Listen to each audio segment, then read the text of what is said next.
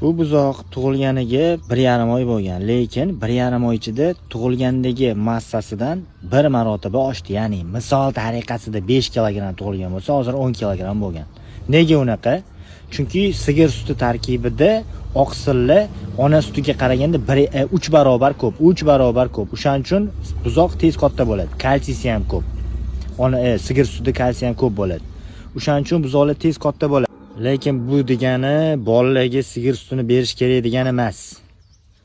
Sigir sutidagi ko'p oqsilni bola organizmi hazm qila olmaydi. Ko'pchilik sigir sutini berib katta qilganman zo'r deydi, lekin unaqa emas, afsuski. Ichaklarida keyinchalik muammolar kelib chiqadi.